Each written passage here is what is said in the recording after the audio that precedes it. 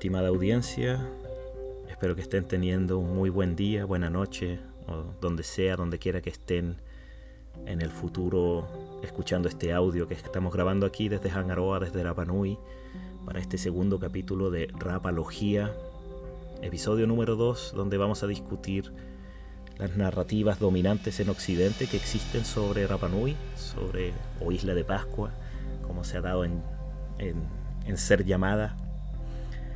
Principalmente las narrativas del colapso y la narrativa del anticolapso, que son estas dos en esta guerra dialéctica, ¿cierto? Está la narrativa y la contranarrativa sobre la historia de Rapa Nui. Y bueno, el surgimiento de cada una de ellas, cómo han ido reforzándose, armándose a partir de la evidencia que se ha ido encontrando, y surgen estos dos modelos para explicar la historia de la isla y principalmente la caída de la cultura antigua. Una cosa que llama un poco la atención y bueno, a mí personalmente me parece un poco graciosa, es como en redes sociales, pero también dentro del mundo de la ciencia pop, la divulgación científica, se usa mucho el concepto informalmente, sí, en canales no tan serios, no necesariamente en libros, pero sí mucho en la difusión que se hace por internet. Esto de la ciencia dice esto, la ciencia, esto es lo que nos indica la ciencia. ¿Qué dice la ciencia sobre esto? Y la ciencia en realidad no dice nada, la ciencia simplemente es un método. Entonces, si fuera tan fácil como que, listo, juntamos toda la evidencia y la evidencia nos indica esto y esto otro, bueno, el mundo sería un lugar mucho más fácil de entender, sería todo mucho más simple. Pero la verdad es que no es tan fácil conseguir evidencia, y la evidencia que se obtiene, sobre todo cuando se trata de la historia y el pasado, siempre es evidencia parcial, siempre son vestigios, son algunos rasgos, y eso rara vez permite desarrollar modelos que sean irrefutables o modelos de consenso con los que todos vayan a estar de acuerdo. En el caso de la arqueología, en el caso del trabajo que se ha hecho en Rapa Nui, trabajo de campo, y también las observaciones directas, las interpretaciones son muy amplias. Hay un abanico enorme de interpretaciones, y gente que asevera usar el método científico puede llegar a conclusiones sumamente distintas para diversos aspectos de la cultura y de la sociedad de Rapa Nui en el pasado. Entonces no es tan simple como, esta es la verdad, entre comillas, o la ciencia dice esto, como muy ridículamente se dice en las redes sociales, sino que en realidad hay que usar mucho el criterio y tomar un poco de todos los lados y tratar de determinar qué es lo que a uno le hace más sentido dentro de todo este océano, de este torbellino de gente que viene a venderte la verdad absoluta y a decirte que la ciencia dice esto, que la ciencia está de su lado, ¿ya? Así que bueno, cuando analicemos esto del colapso y el anticolapso, hay que tener en cuenta que ambos aseveran basarse en la ciencia o en el trabajo científico o en las observaciones, y ambos lados también acusan al otro lado de tener intereses políticos y de simplemente desarrollar una narrativa con esa lógica de que no, están empujando esta agenda porque con eso le consiguen más fondos para hacer más trabajo, más estudios científicos, eso les da más impacto en las revistas académicas, y eso finalmente, un poco también la ciencia como negocio, no quiero entrar a eso, pero o sea, se puede entrar, pero por el tiempo como está un poco acotado, mejor no vamos a entrar en ese ámbito todavía, a menos que amerite más adelante dentro de este capítulo.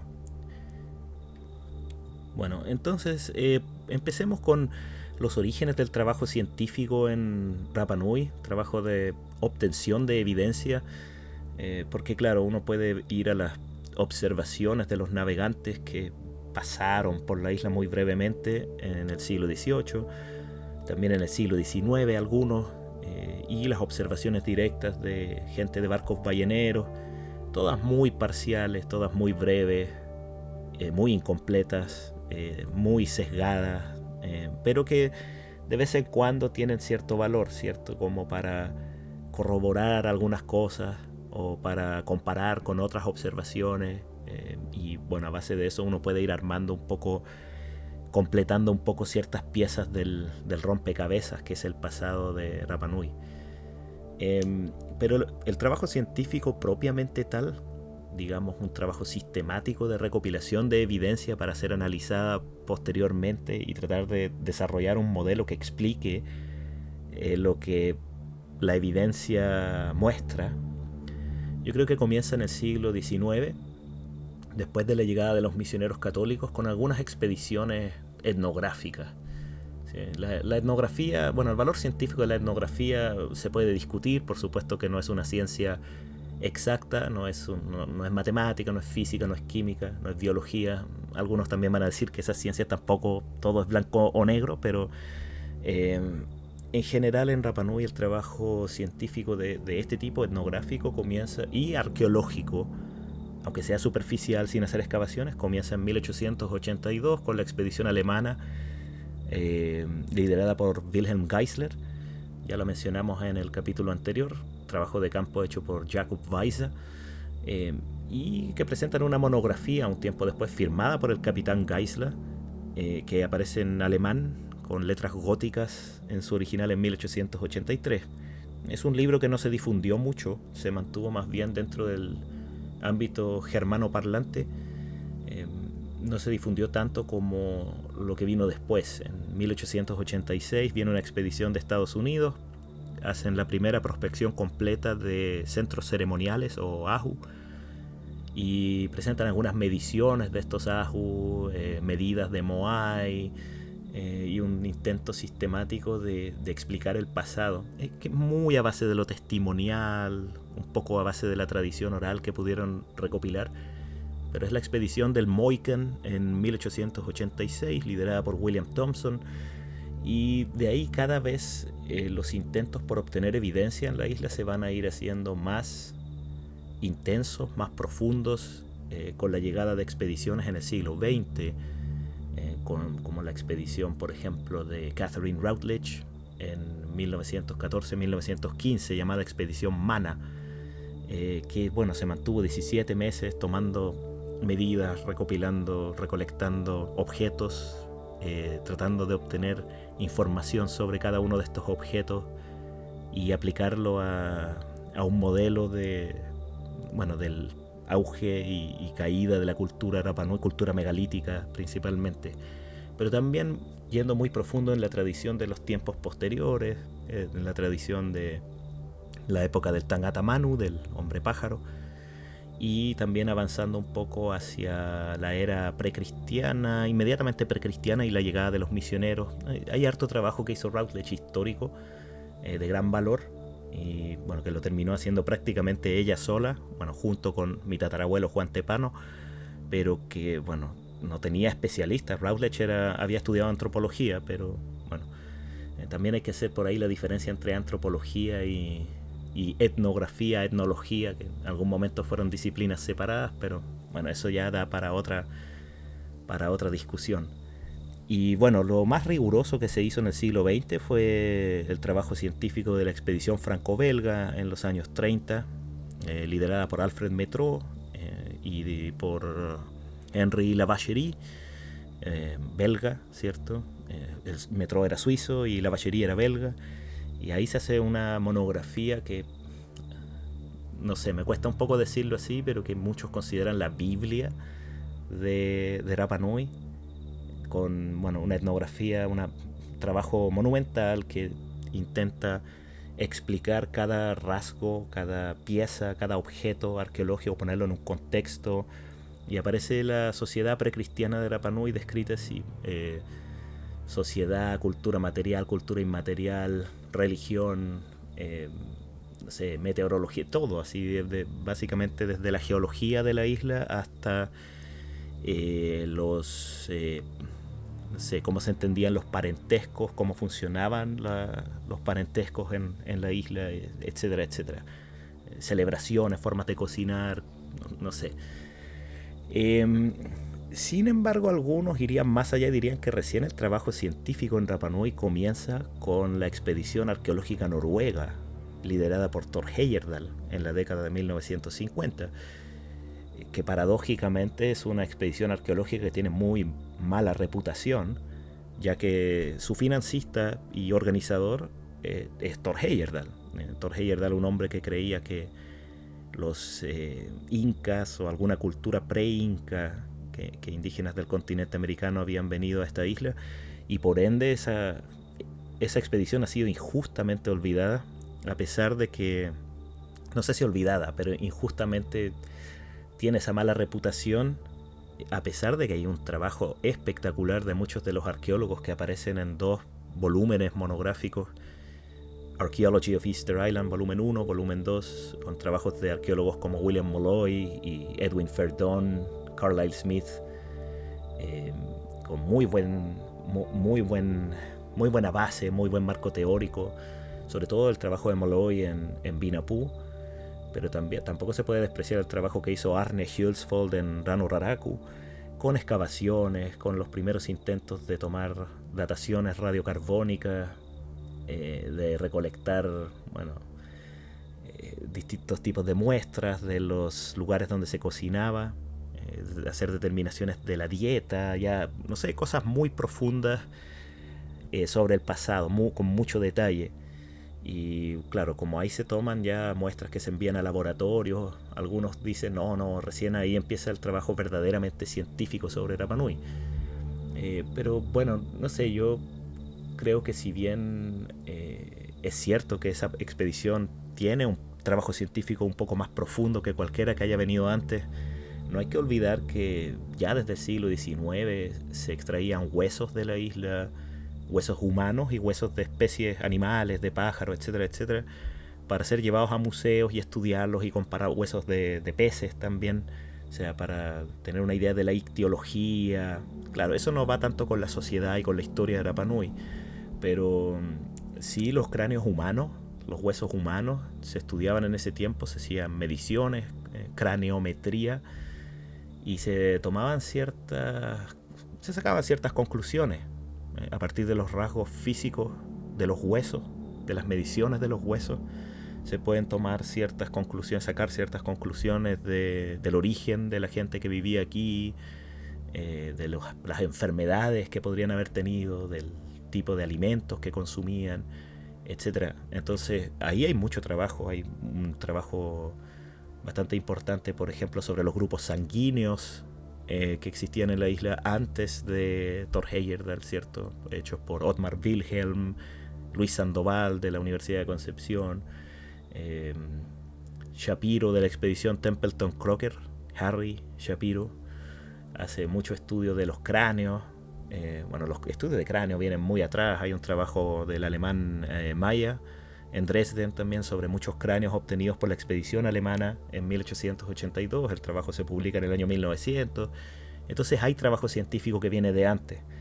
Pero bueno, eso va más a la antropología física, a la biología, pero no iba orientado a generar un modelo, ¿cierto? ¿Cómo vivió esta gente? ¿Cómo se produce el auge de la cultura de la isla con este símbolo que es el Moai? ¿Cómo se llega a eso? ¿Cómo se llega a hacer estas estatuas monumentales en una isla con cultura neolítica, con una cultura de la edad de piedra, sin metales, sin animales de carga? ¿Cómo llegaron a hacer todo esto? ¿Por qué lo hicieron? Y finalmente, ¿por qué eso llegó a su fin? Claramente llegó a su fin antes del contacto con los primeros europeos, decían en ese tiempo. Entonces ahí es donde empezamos a entrar en esta búsqueda de un modelo que explique todo esto. Ahora, de toda la evidencia que se fue recopilando durante el siglo XIX y durante el siglo XX también, y más allá de Heyerdahl, en los años 60, años 70, los años de las grandes restauraciones arqueológicas, uno podría decir que, más allá de haber encontrado ciertas cosas y haber obtenido algunas respuestas, en general es una época de muchas frustraciones, porque el grueso de la evidencia que se obtuvo no permitía realmente explicar con mucho detalle todo lo que pasó en Rapa Nui. Siempre recuerdo una frase que escribe Stephen Roger Fisher en su libro Island at the End of the World, que dice: no hay misterio en Rapa Nui, es el lugar más estudiado del Pacífico por lejos, es el lugar sobre el cual más trabajo en terreno se ha hecho y más explicaciones existen. Y yo discrepo con Stephen Roger Fisher, a pesar de que traduje su libro y le tengo un gran respeto como académico. Me da la impresión de que el solo hecho de que surjan miríadas de explicaciones y se haya hecho muchísimo trabajo en terreno, eso nos lleva a que estemos más cerca de alguna respuesta sobre muchísimos aspectos del pasado de la isla. Y el solo hecho de que existan estos modelos que discrepan prácticamente desde la médula de otros modelos sobre el desarrollo de la cultura de Rapa Nui nos demuestra que estos misterios todavía existen. Y yo creo que se puede leer, se puede vislumbrar en muchos autores del fines del siglo XX esta frustración, ya la imposibilidad o la incapacidad de descifrar la escritura rongoron, o la incapacidad de llegar a consensos sobre enigmas que tanto fascinaban a Occidente, como el transporte de los Moai, cómo se movieron los Moai y todo. Bueno, y hasta el día de hoy los turistas tienen esa misma fascinación. Claro, algunas cosas se resolvieron, qué representan los Moai, ese tipo de cosas. Occidente llegó a esa respuesta porque todavía dentro de la población local no se había perdido esa noción. Sin embargo, hay muchas otras cosas que simplemente no hubo caso y no se pudieron resolver. Y esos vacíos epistémicos, esos vacíos donde no hay fuentes confiables, no tenemos suficiente evidencia, todos esos vacíos permiten el surgimiento de narrativas que, bueno, a falta de evidencia, completan con especulaciones, con conjeturas, que ya no es algo, no siempre justificada, ¿ya? Y a eso quiero llegar. No siempre son conjeturas o especulaciones justificadas. Uno entiende que uno nunca va a tener la verdad del pasado presente frente a los ojos. Uno tampoco tiene una máquina del tiempo para viajar. No quiero entrar en los ámbitos filosóficos sobre cómo vislumbrar la verdad y qué es la verdad y todo, pero básicamente digamos que los vacíos epistémicos son los que permiten el surgimiento de estas narrativas que van a terminar causando estas polémicas, las polémicas de los modelos de desarrollo de la historia de Rapa Nui. Bueno, entonces de estas narrativas vamos a comenzar con la primera, la más antigua, que es la narrativa del colapso. ¿De dónde surge la narrativa del colapso? Bueno, la narrativa del colapso, a grandes rasgos, lo que propone es que el pueblo Rapa Nui, al llegar a esta isla, comienza un proceso sistemático de uso no sustentable de los recursos naturales que tenía la isla, uso que fue exacerbado por el desarrollo de la industria megalítica, la construcción de los Moai, y una ambición cada vez mayor para hacer centros ceremoniales cada vez más impresionantes, más impactantes, más magníficos, y el traslado de Moai cada vez más grandes, que supuestamente llevó a un sobreconsumo brutal de los recursos, y esto habría llevado entonces a un colapso, el ecocidio, ¿cierto? Que es algo una palabra que se usa mucho en relación con Rapa Nui. La destrucción del ecosistema lleva a la extinción de los recursos naturales que permitían la construcción de estos centros megalíticos y que permitían el transporte de estatuas cada vez más grandes. La típica teoría, perdón por usar teoría, la típica conjetura, hipótesis de que los Moai se movían sobre troncos de árboles. Entonces, si no hay troncos de árboles porque el ser humano deforestó la isla por este uso, este consumo voraz y brutal de recursos naturales, ya no se pueden transportar Moai. Y bueno, y eso genera una serie de otros problemas. Y finalmente la sociedad se ve afectada y la sociedad comienza esta lucha por el acceso a los recursos, a los pocos recursos que van quedando. Empiezan estas guerras intertribales y finalmente en estas guerras intertribales todo lo que se había construido en la época anterior es destruido. Y así cuando llegan los primeros europeos se encuentran con una isla en un estado de decadencia absoluta, con gente con hambre, con gente con, qué sé yo, en un estado moral también decaído completamente, sin entender mucho de su propio pasado. Y bueno, y después vienen ya la época de la colonización, y viene la cristianización y, entre comillas, la civilización, ¿cierto? Entonces de ahí viene, esa es un poco la lógica de la hipótesis o la teoría del colapso, la narrativa del colapso. Así es como lo ven un poco.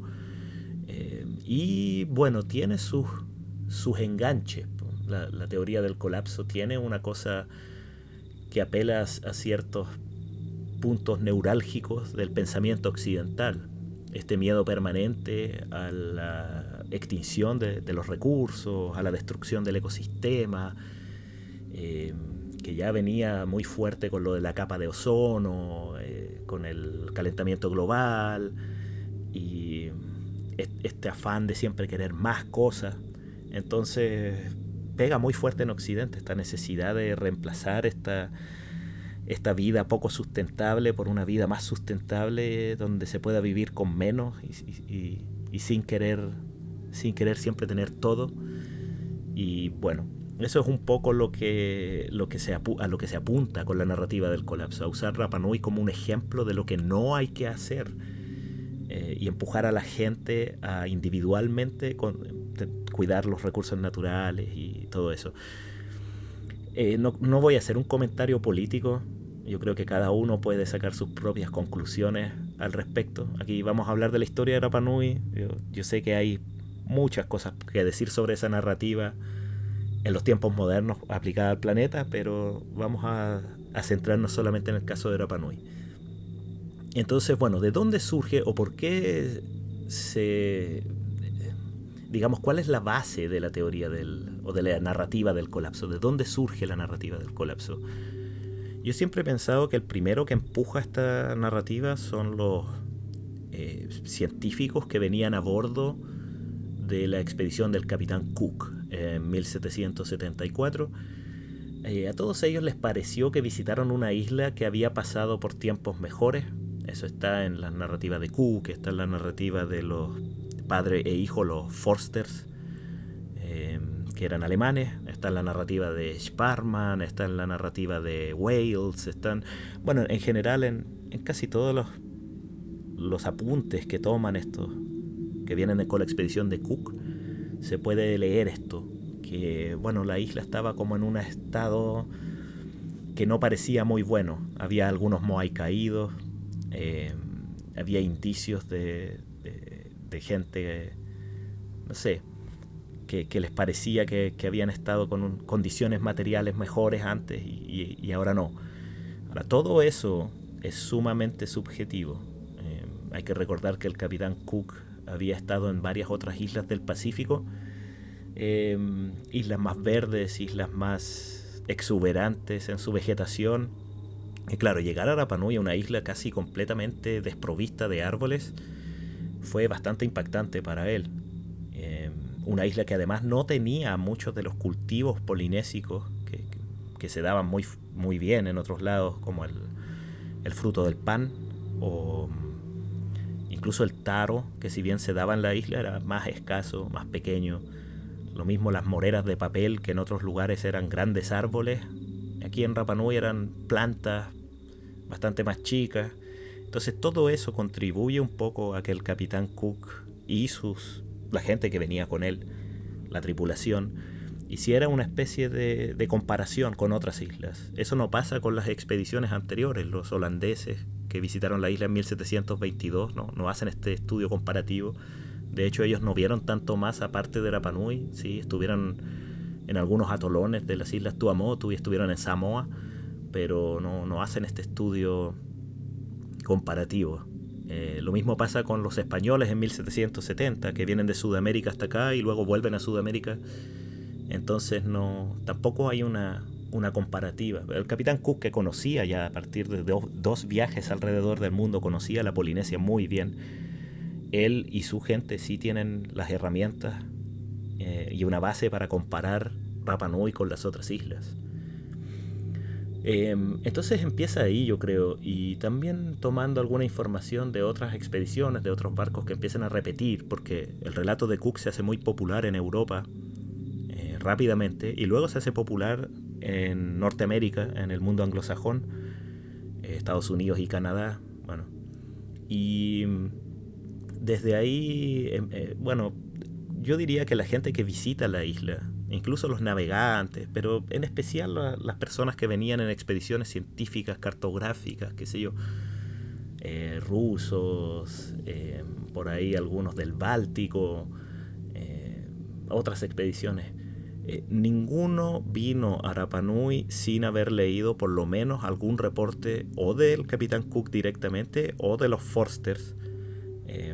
Así que vienen un poco con ese sesgo de tomar las conclusiones del capitán Cook y las conclusiones de los Forsters y venir a observarlas directamente aquí en la isla.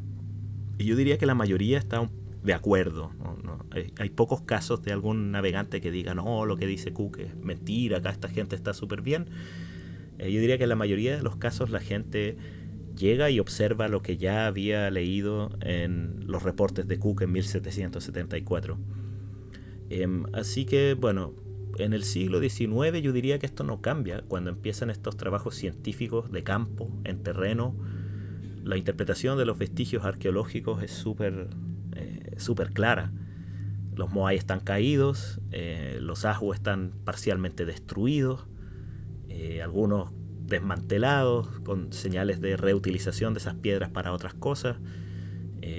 La mayoría de los centros ceremoniales habían sido transformados en fosas comunes, tumbas donde docenas o cientos de personas fueron enterradas entre medio de los moai, debajo de los moai, en tumbas improvisadas, fosas intrusivas que se construyeron en estos ahu en esta época tardía, en el siglo XVIII, siglo XIX. Se empiezan a usar como cementerios, como lugares de entierro. Entonces, claro, el aspecto general de estatuas que alguna vez estuvieron de pie y ahora están todas caídas, y de ver huesos humanos enterrados junto a esas estatuas caídas, huesos claramente recientes, genera esta imagen desde afuera cuando se llega acá de un estado de decadencia, de un estado de destrucción. Y preguntándose todos estos navegantes cómo habrá sido esto cuando todo esto estaba de pie, cuando todo esto estaba construido, la época del esplendor. La población también es otro de los elementos fuertes de la narrativa del colapso. La idea de que para construir estos enormes monumentos, para transportar moai de 50 toneladas, 60, 80 toneladas, se necesita un número de población significativo. Además se necesita un superávit de producción de alimentos para poder desarrollar y mover esta industria. Por ende, siempre se tuvo la idea entre los navegantes europeos que visitaban y norteamericanos que visitaban la isla, de que este lugar en algún momento tuvo que haber tenido muchos más habitantes que los que ellos vieron, con los que ellos se encontraron. Entonces generalmente los navegantes ven poca gente, no ven mucha gente, no ven decenas de miles de habitantes, ningún reporte, no hay ni un reporte que diga que hay más de 10.000 habitantes en Rapa Nui. Entonces ni siquiera desde los holandeses, siempre oscilan entre 3.000, 4.000 habitantes, como se estima la población, más o menos, 3.000, 4.000, aunque con algunos detalles, sí. Muy pocas mujeres. Yo creo que ninguna de esas estimaciones de la población de la isla son confiables. Ninguna de estas embarcaciones, ninguna de tripulación extranjera pasó tiempo en Rapa Nui. Ninguna tripulación extranjera recorrió toda la isla. Simplemente ven lo que hay en el puerto donde desembarcan o donde hacen el intercambio y luego se van. Es decir, sacan una conclusión a partir de lo que sus ojos ven en un lugar particular, pero es difícil ir más allá en es difícil tomarse muy en serio estas cifras. Sin embargo, todos ellos creen que la isla con 3.000 habitantes o 4.000 habitantes no hubiera sido de ninguna manera posible desarrollar toda esa tremenda cultura material, toda esa monumentalidad en los centros ceremoniales, y que la isla tendría que haber tenido en algún momento por lo bajo 20.000 habitantes, tal vez 30.000 habitantes, antes de producirse esta decadencia, este colapso. Y eso es un elemento muy fuerte en la narrativa del colapso, esto de que miren, cuando llegan los europeos solo quedan 4.000 habitantes, entonces 3.000 habitantes. Entonces una isla que tuvo que haber tenido sí o sí 20.000 o 30.000 habitantes, que baje tanto, es clara señal de que antes de la llegada de los europeos se produce este colapso cultural y poblacional, ¿ya? Bueno, y finalmente el asunto del ecocidio, que claramente es algo visible, ¿sí? En todas las embarcaciones que vienen y que dejan sus reportes desde el siglo XVIII en adelante, les llama la atención la escasez de vegetación, los poquísimos árboles que se ven, la escasísima presencia de lianas leñosas, de arbustos de gran tamaño, y finalmente pastizales, praderas y una que otra plantación de plátano. Finalmente los plátanos que eran de los cultivos locales, eso era lo que daba la sombra, y uno que otro arbolito de la familia de las mimosas, que tienen que haber sido los toromiros, pero fuera de eso no les llama mucho la atención eso, el estado deforestado de Rapa Nui. Entonces esta idea del ecocidio también prende muy fuerte, porque los colapsistas dicen que esta isla tiene que haber tenido en algún momento una naturaleza exuberante, como se presume de una isla subtropical, si es que no tropical, y bueno, que los humanos tienen que haber llegado y haberlo arruinado todo. Y de ahí se empuja esto, a ver, ¿por qué se produce la deforestación? Y surgen estas un poco hipótesis algo simplistas y un poco torpes de que el desarrollo de la cultura megalítica tiene que haber tenido incidencia sobre el número de árboles que había en Rapa Nui. Después vamos un poco a abordar esos elementos desde el otro lado. Pero bueno, a grandes rasgos eso es la narrativa del colapso.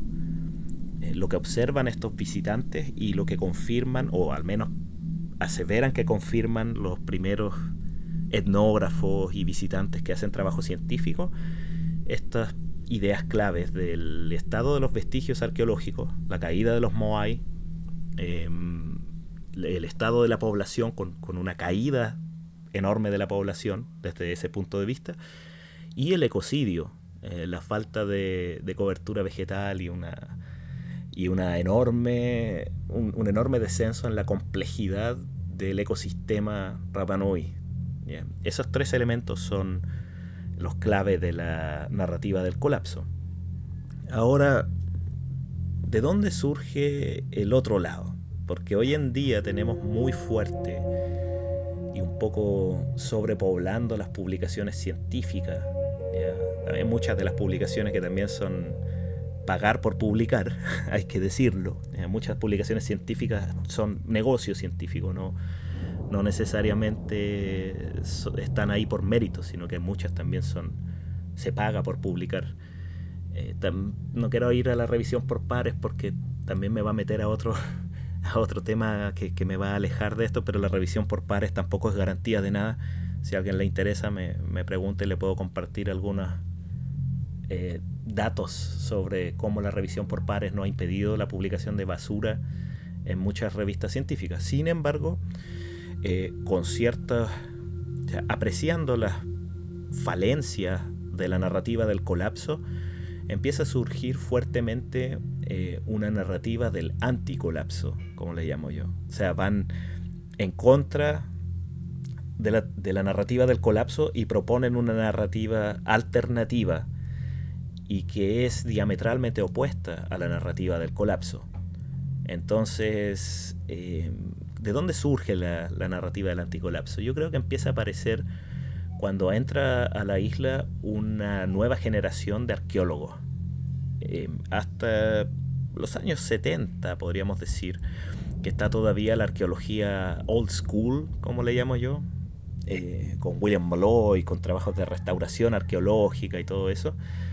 Eh, hasta esa época, eh, como que los arqueólogos sostenían esto del colapso sin cuestionarlo en exceso, salvo algunos detalles, pero en general como siguiendo un poco con eso. El modelo de consenso era el modelo del colapso hasta que se encontrara nueva evidencia.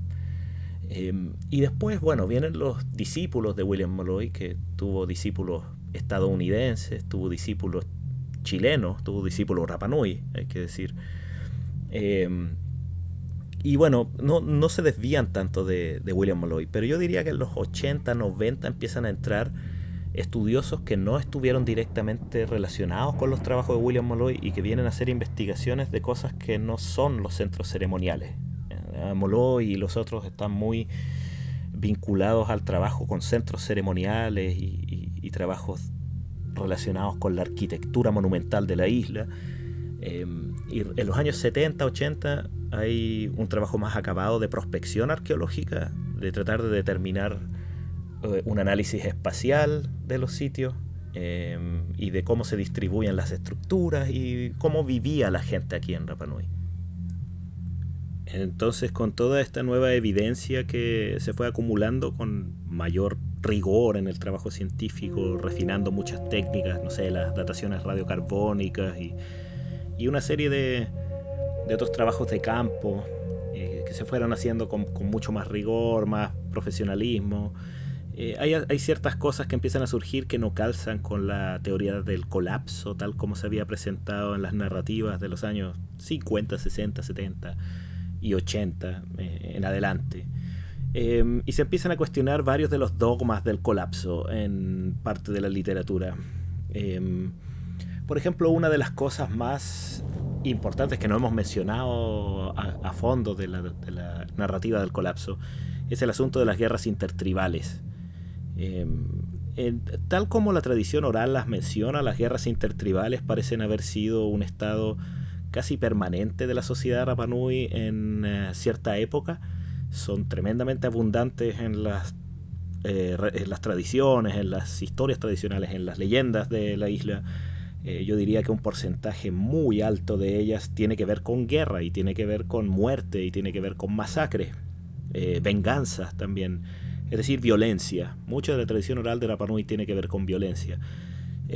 Pero cuando se hace un examen acabado, por ejemplo, de los huesos de las personas de los difuntos, de los huesos que se encontraron en las distintas, ya sea nichos o, bueno, por ahí en cuevas, qué sé yo, el análisis de esos huesos no coincide tanto con un estado de guerra permanente, con un bellum omnium contra omnes, una guerra de todos contra todos, donde todos se matan entre sí, sino que parece que las heridas violentas, las muertes violentas son más una excepción que la norma, que la regla. Y comparando con otras partes de Polinesia, bueno, sí, tal vez la cantidad de heridas traumáticas que se pueden apreciar en los huesos de la gente de Rapa Nui son un poco más que en lugares como Hawái. Sin embargo, son mucho menos que en sitios como Aotearoa o Nueva Zelanda. Entonces, Rapa Nui no está en ese estado de guerra permanente, claramente no está en ese estado de guerra permanente. Los huesos que sí tienen señales de traumatismo, especialmente cráneos que tienen señales de traumatismo, la abrumadora mayoría sana después de los golpes que causaron la herida traumática. Entonces ni siquiera son heridas fatales en la mayoría de los casos. Entonces este tipo de cosas empieza como a cuestionar algunas de las fuentes sobre las cuales se afirma la narrativa del colapso. Muy célebremente en la década de 1940, el padre Sebastián Englert, sacerdote especializado en la cultura Rapa Nui, que hizo mucho trabajo etnográfico y trabajo muy acabado sobre el idioma Rapa Nui, tratando de indagar el idioma antiguo, el idioma que existía antes de la aculturación, de la cristianización, etc. Bueno, padre Sebastián estima en una fecha, el 1680, ¿ya? Como una fecha pivote, una fecha clave para estimar cuándo ocurre este colapso de la sociedad antigua, cuándo se acaba la edad de oro del pueblo Rapa Nui. Y no sé, bueno, es una fecha que por supuesto no se puede decir a ciencia cierta, el mismo padre Sebastián tiene que haber entendido eso, pero es como una fecha que él propone, ya que siguiendo un poco con la narrativa del colapso, él estima que a la llegada de los europeos lo que ellos aprecian no se condice con lo que él imagina que fue la época del transporte de los Moai y la construcción de los monumentos más espectaculares de la isla. Así que él estima ya 1680 hay una destrucción interna de la cultura Rapa Nui, amargas guerras intertribales, destrucción de los monumentos y desintegración social en la isla. Bueno, estudios que se hicieron a partir de los años 90 sobre los cultivos, sobre los jardines, las zonas cultivadas de la isla, los manabay, los takarua maea o jardines de piedra donde se utilizaba fertilización lítica y donde se han encontrado enormes cantidades de herramientas agrícolas en estos jardines, herramientas de obsidiana. No muestran ningún cambio, ningún descenso en la producción de alimento en el siglo XVII en Rapa Nui. Ni siquiera a inicios del siglo XVIII no se ve ningún descenso en la producción de alimentos, sino que al contrario, parece que la producción de alimentos o se mantuvo sostenidamente o incluso aumenta levemente en este tiempo. Entonces hay un asunto ahí que, claro, si no disminuye la producción de alimentos, ¿dónde están las señales de un colapso? Si hubiera habido un colapso demográfico, no se produciría tanto alimento. Si hubiera habido guerras intertribales con destrucción de campos cultivables, también se vería un descenso notable en la cantidad de producción de alimentos, pero eso no lo ven. Mire, yo no soy experto, no soy arqueólogo, no tengo claro cuáles son los métodos que se usaron para determinar o cómo determinar en la estratigrafía, en las excavaciones y todo eso, cuánto alimento se producía y si es que descendió o no descendió, cómo lo determinan los arqueólogos, pero es lo que está en los papers, ¿cierto? Entonces, bueno, más y más evidencia empieza como a cuestionar este asunto de, claro, la fecha 1680 parece ser simplemente una fecha común y corriente. Luego viene el análisis crítico de las fuentes de los barcos europeos que describen la isla como este lugar desprovisto de árboles, lo que decíamos anteriormente, este lugar donde parece haber escasez, ¿cierto? O lo que ve el capitán Cook, que lo compara con otras islas de Polinesia. Y claro, el hecho de que ellos tengan ciertos juicios estéticos sobre la isla o ciertas apreciaciones sobre su vegetación no indica de ninguna manera, y además no se ve en los relatos de estos europeos, una sociedad descompuesta, sino que lo contrario. Ellos tienden a ver una sociedad bastante organizada, donde hay orden, donde hay jefes, donde hay personas que... O sea, hay una estructura social, un entramado social bastante claro.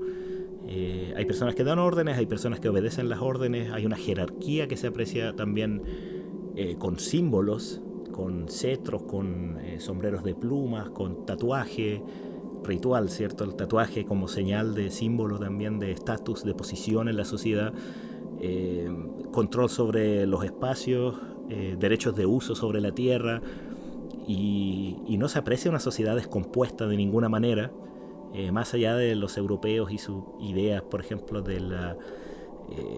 no sé, por ejemplo, cuando se producen contactos sexuales entre mujeres Rapa Nui y estos europeos, que los europeos hipócritamente lo toman como una señal de prostitución o algo así.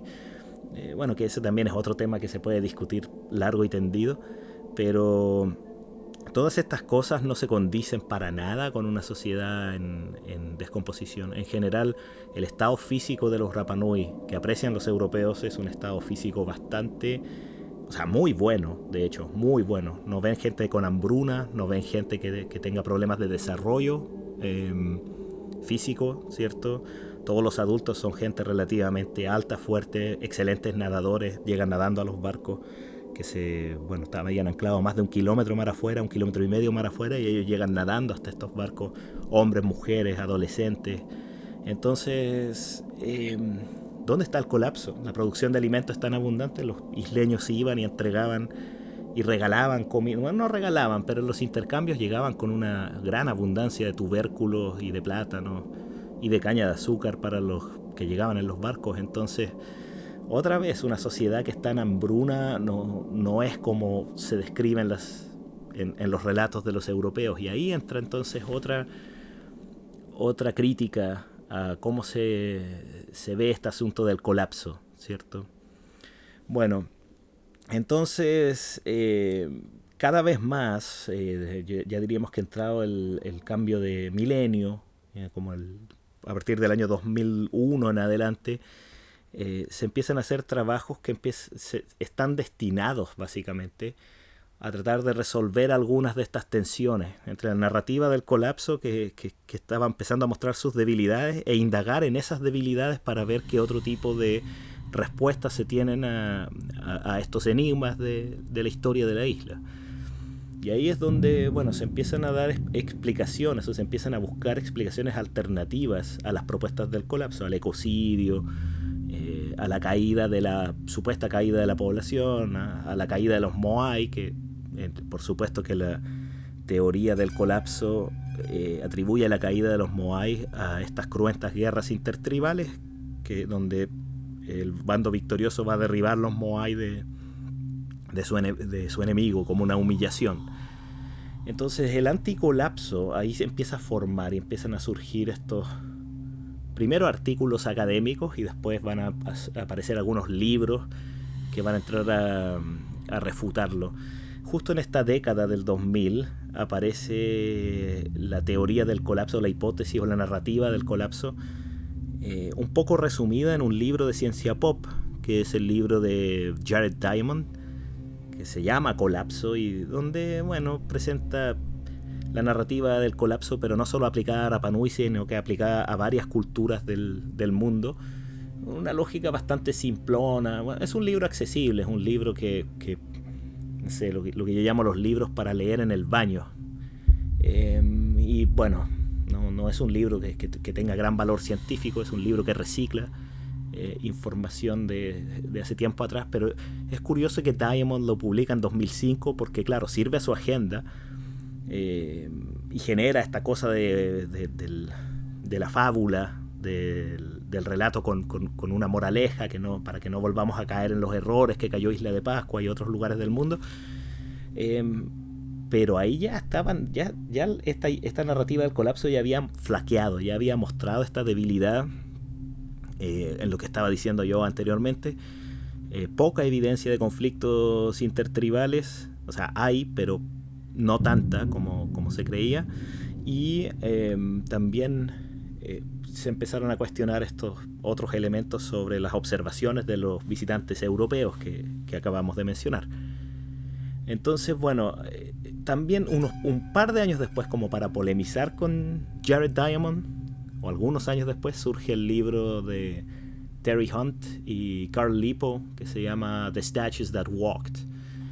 Y yo diría que ahí se condensa mucho de esta contranarrativa del anticolapso, que también toma de otros arqueólogos, no necesariamente colegas de la misma tribu o del mismo bando, sino que información que ya había entrado a cuestionar lo del colapso, el asunto de la producción de alimentos, por ejemplo. Bueno, y digamos que a grandes rasgos la contranarrativa de la que estamos hablando, el anticolapso, establece que en la isla nunca hubo una población grande, que la población de la isla se mantuvo más o menos estable sin un crecimiento demográfico desde el asentamiento.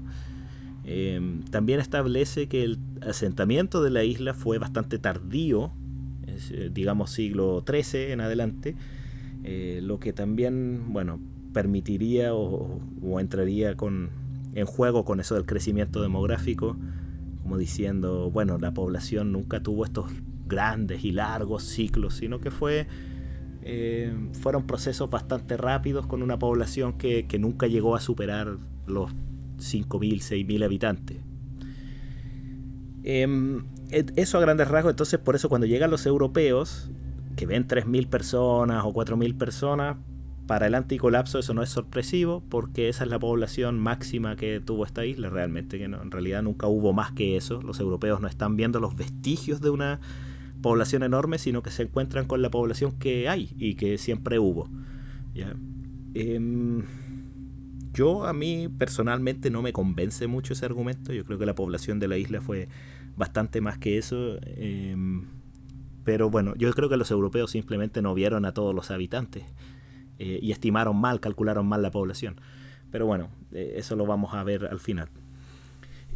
Respecto del ecocidio, se presentan unas hipótesis alternativas bastante curiosas, y es este asunto de las ratas, donde culpan un poco a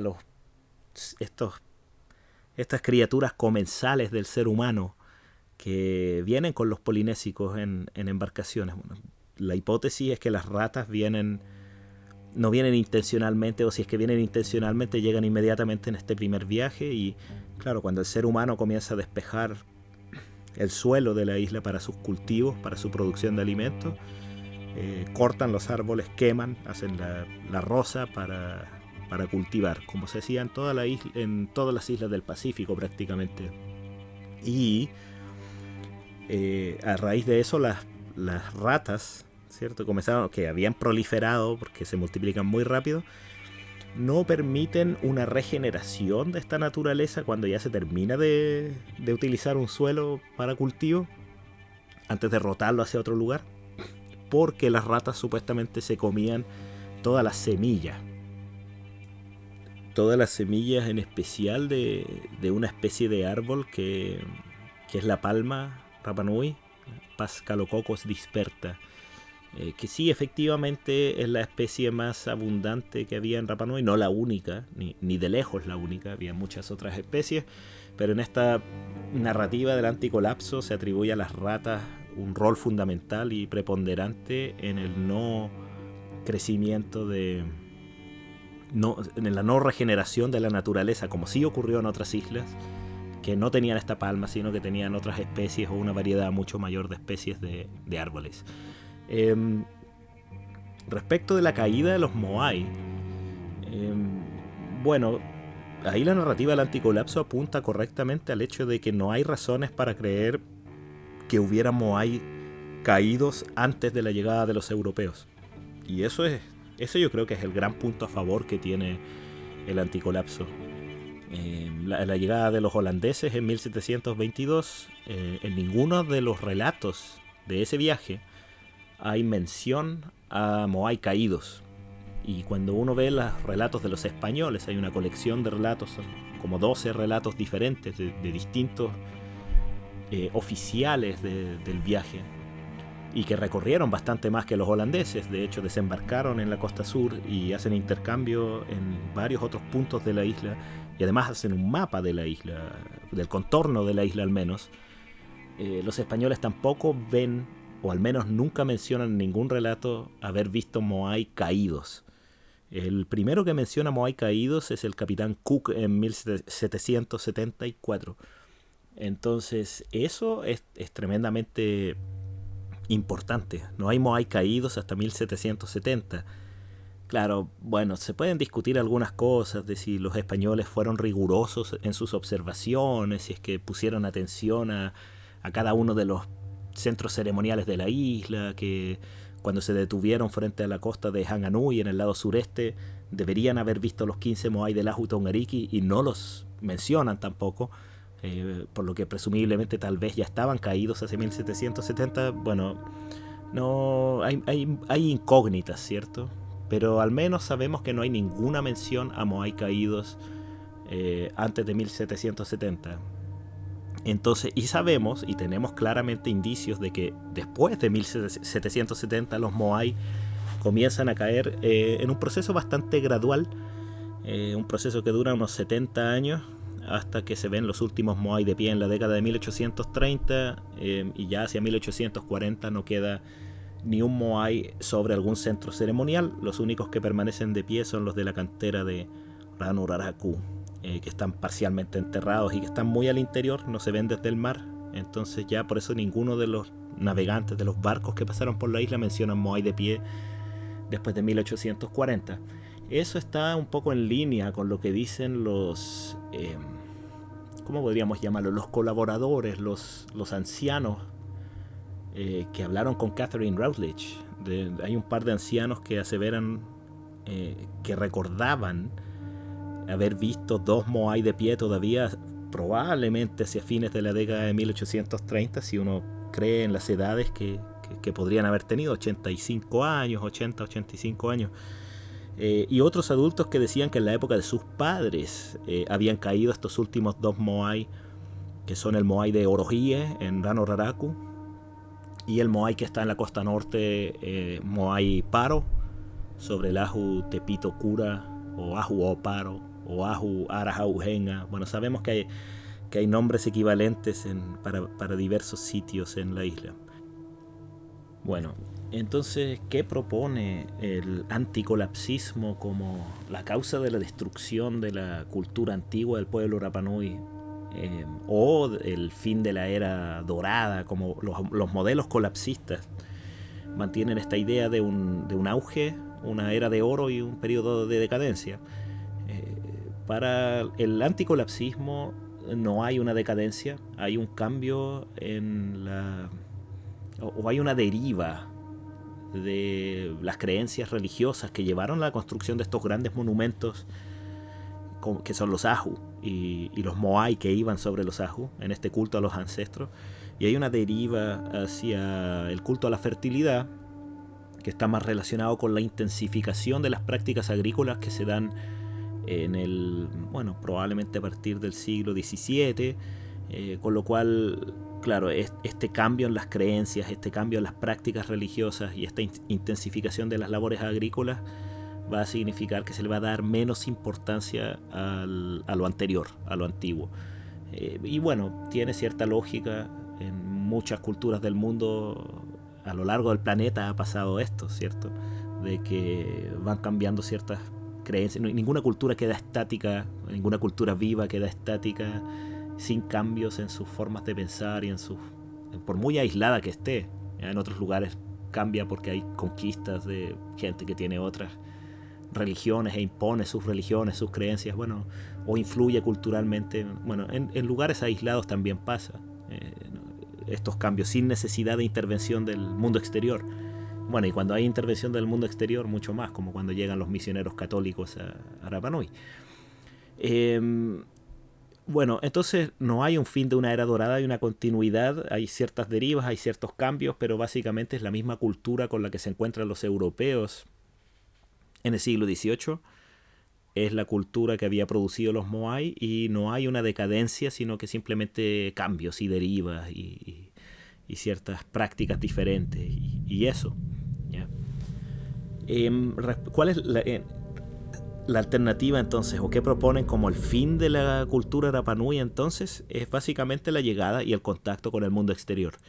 La llegada de los barcos extranjeros con las enfermedades que se introducen a la isla habrían llevado a un descenso de la población muy enferma, población que empieza a sufrir los estragos que producen los gérmenes, las bacterias, los virus que llegan del mundo exterior, y por ende la sociedad termina sucumbiendo un poco ante esto. Los monumentos terminan siendo, los que ya estaban, terminan siendo abandonados y los Moai empiezan a caerse prácticamente solos, según esta visión del anticolapsismo. Hay visiones bastante exageradas que simplemente no se hacen cargo de la tradición oral, no se hacen cargo de los relatos de violencia y no se hacen cargo de los relatos de canibalismo, simplemente porque consideran que sus interpretaciones sobre la evidencia material, que son los huesos y que son, no sé, las herramientas de obsidiana, en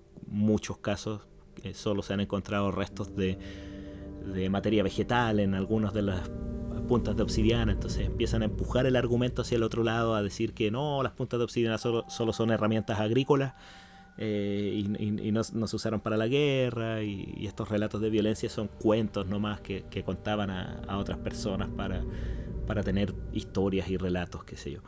Eso me parece demasiado absurdo.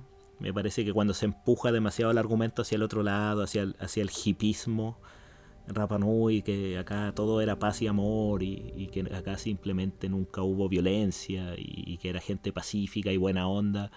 Me parece bastante ridículo, ¿ya? Cuando se habla de que, o se trata de reducir todo a un concepto, ¿cierto? Que la historia de Rapa Nui simplemente es una historia de resiliencia. Es súper ridículo, así como antes era una historia de mal manejo de recursos naturales y colapso. No, ahora la historia que queremos contar es una historia de resiliencia. Finalmente la historia de Rapa Nui va a tener elementos para satisfacer a cualquiera que quiera contar una historia y que quiera imponer los hashtags, las etiquetas que quiera. Siempre se va a poder encontrar algo en la historia de Rapa Nui, porque la historia de Rapa Nui tiene violencia, la historia de Rapa Nui tiene resiliencia, y la historia de Rapa Nui tiene un poco de todo. Tiene mucho de tragedia, por supuesto, muchísimo de tragedia, pero también tiene historias de éxito, tiene historias eh, de supervivencia contra todo y contra todos. Tiene historias de... Bueno, eso es el milagro, yo creo. A mí me gusta eso de que esta cultura, el hecho de que siga existiendo, que sigamos existiendo, tiene bastante de milagroso. Si uno mira lo que fue el siglo XIX y lo que fue el siglo XX de Rapa Nui, tiene mucho de milagroso que sigamos existiendo aquí. Pero nunca iría o lo llevaría solo a eso.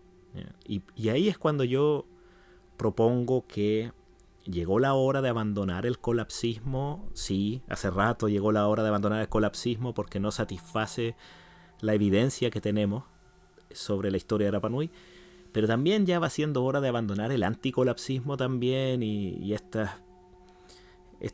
como toda esta ñoñería de la resiliencia y que es un ejemplo para culturas de todo el mundo. No, yo creo que hay que llegar a una síntesis. Ya tuvimos la tesis, ya tenemos la antítesis y es hora de empezar a desarrollar una síntesis y ver qué realmente fue lo que pasó y dejar de empujar estas narrativas. Yo creo que, claro, la síntesis tiene mucho que ver con aceptar los hechos, no tratar de negarlos ni tratar de esconderlos. ¿Hay violencia en Rapa Nui? Claro que hay violencia en Rapa Nui. ¿Significa el hecho de que haya habido violencia en Rapa Nui que no hubo resiliencia? Por supuesto que no. ¿Hay un ecocidio en Rapa Nui? Yo diría que la respuesta es más sí que no. Ecocidio, claro, es una palabra bastante fuerte y yo no sé realmente si la definición de ecocidio estrictamente calza en lo que pasó con la isla, pero efectivamente de que hay una pérdida gigantesca de complejidad del ecosistema con la llegada del ser humano a Rapa Nui y que el ser humano fue el que, no fueron las ratas, fue el ser humano el que cortó los árboles de esta isla, fue el ser humano el que introdujo las ratas también, fue el ser humano el que despejó todo y que empujó a un proceso de erosión generalizada de toda la isla. Porque al perder la cobertura vegetal de Rapa Nui se va erosionando todo, esta erosión fluvial, el borrado de las capas superiores que tienen los nutrientes que permiten la producción agrícola.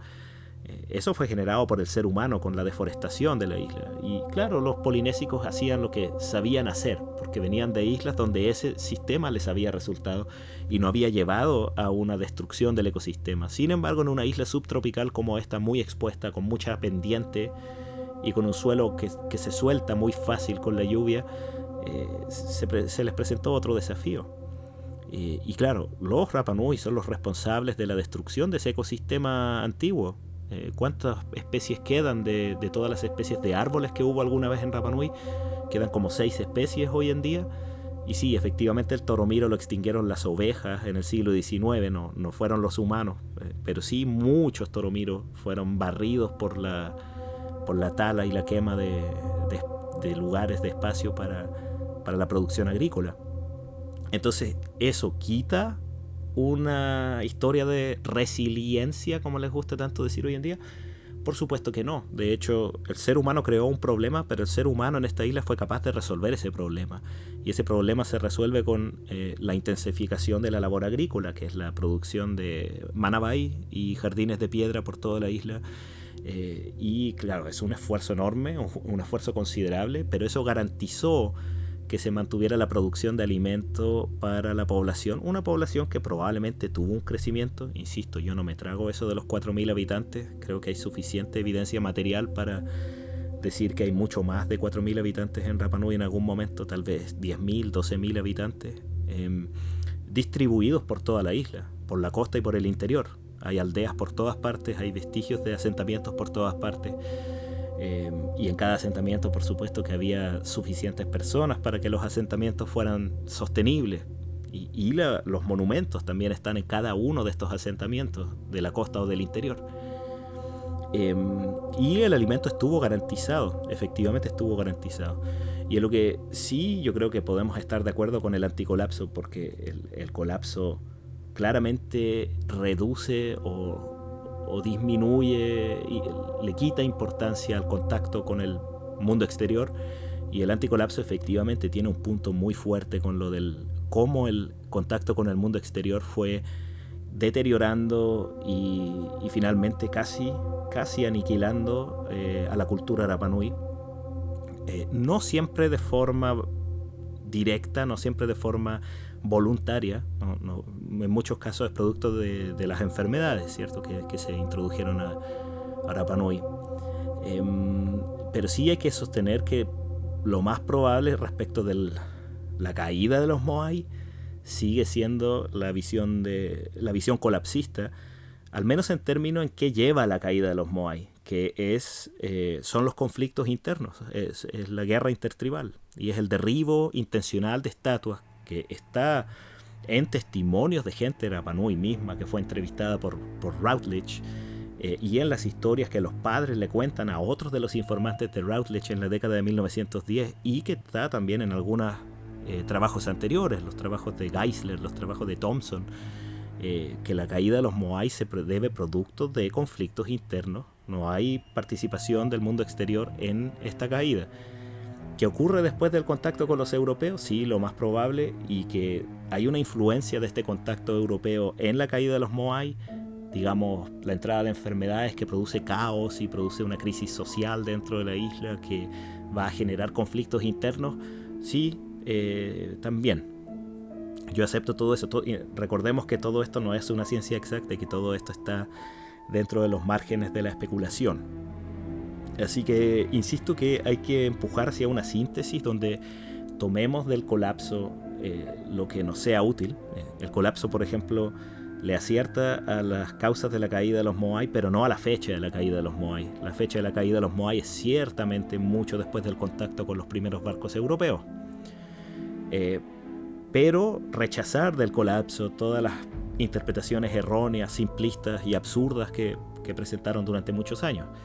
Y lo mismo corresponde del anticolapso, que es reconocerle el valor al uso de la evidencia nueva que fue saliendo en los años 80, 90, e ir incorporando eso, las historias del manejo agrícola, el manejo de los recursos como el agua, la adaptación de la sociedad de Rapa Nui para enfrentarse a los desafíos que presentó el contacto con los primeros barcos y la introducción de enfermedades, por ejemplo, la adaptación al deterioro de los suelos de la isla producto de la erosión, y de cómo los Rapa Nui fueron haciéndose cada vez más antifrágiles, como diría Nassim Taleb. Y bueno, eso es súper importante del anticolapsismo. Pero por otra parte, sí corresponde desechar esas ideas un poco ridículas del buen salvaje, esto de que los isleños eran gente inocente y buena y humilde, y que nunca aplicaron la violencia, y que todo lo malo vino de afuera. No, tampoco corresponde. Hay que poner las cosas en su justa medida, y yo creo que ya deberíamos empezar a ir camino a una síntesis entre estas dos narrativas del colapso y del anticolapso. Bueno, nos pasamos un poco de la hora, pero creo que con esto hacemos un buen resumen de lo que son las narrativas dominantes hoy en día, el colapso y el anticolapso, y también empujamos un poco lo de la síntesis. Y bueno, me hubiera gustado, podríamos haber seguido hasta 4 horas con esto. Me hubiera gustado profundizar más en lo que yo creo que es como una síntesis del colapso o anticolapso. Tal vez hagamos una segunda parte sobre esto, ya más yendo hacia hacia lo concreto de cómo sería una verdadera síntesis de estas dos narrativas. Pero bueno, creo que llegó la hora de despedirse. Hasta el próximo martes. Mando un gran saludo desde acá, desde Hangaroa. Y bueno, nos oímos o nos vemos pronto. Si les gusta esto, por supuesto que ayudan las suscripciones al canal y los me gusta y los comentarios y todo eso que dicen todos los youtubers. Yo también quiero ser un youtuber famoso. No, mentira. Pero bueno, si gustan, para que llegue a más gente, compartir este podcast. Y bueno, nos vemos el próximo martes. Y Orana.